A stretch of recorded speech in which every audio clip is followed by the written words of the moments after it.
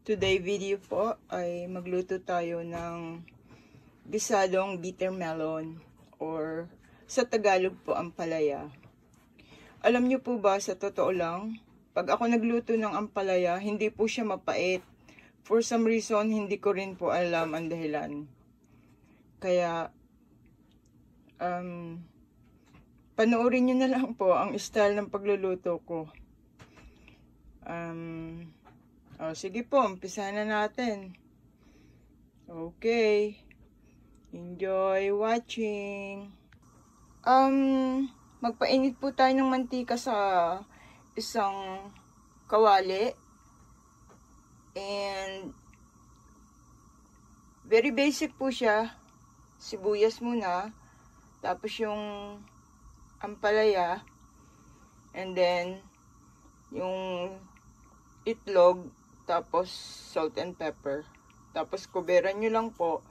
Pag nagluluto po ako ng ampalaya, I like it a little crisp.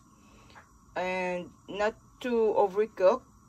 Para ma-enjoy nyo yung crunchiness ng ampalaya. Okay po? Thank you. Bye. Ilagay ko na po ang sibuyas nung mainit na ang mantika.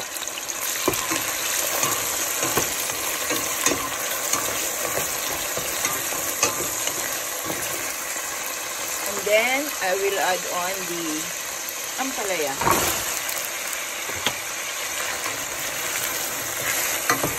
Halo-halo lang po. Mix, mix, mix.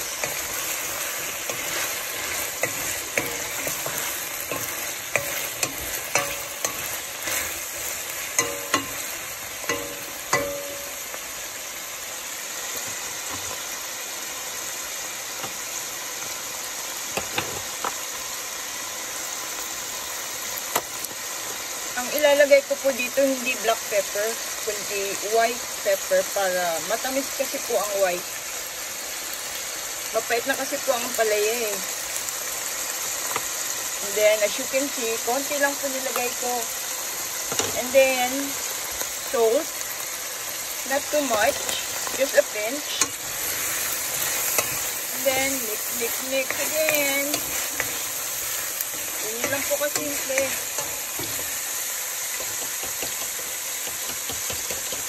And then, yung pong binatikang itlog, pour it over the ampalaya. And then, once again, mix, mix, mix. Simple po. Madali lang po lutuin to that anyone can do it at home. Very basic siya. And yet, meron na kayong healthy pagkain.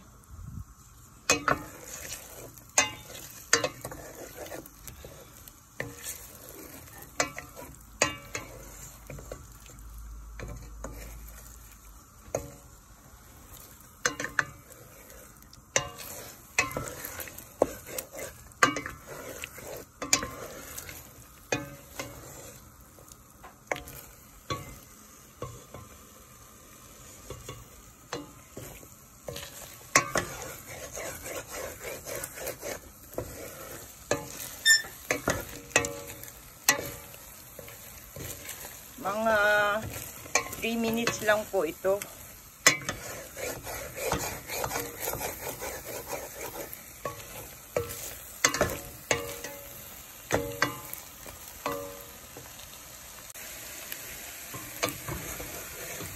Then nilagyan ko po siya ng unsalted butter.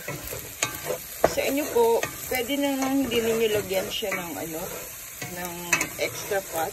If you're watching yung fat intake ninyo. But because this is unsalted, so okay lang po yun. Para lang gumanda yung texture niya. Wala po akong red bell pepper eh. Mas maganda sana to kung may red bell pepper o anything red color. Just to add the color of the dish. Pero ito, okay na po ito. Ulam na ito. Simpleng ulam. Madali lang lutuin. Okay. Gisadong ampalaya is done. Enjoy.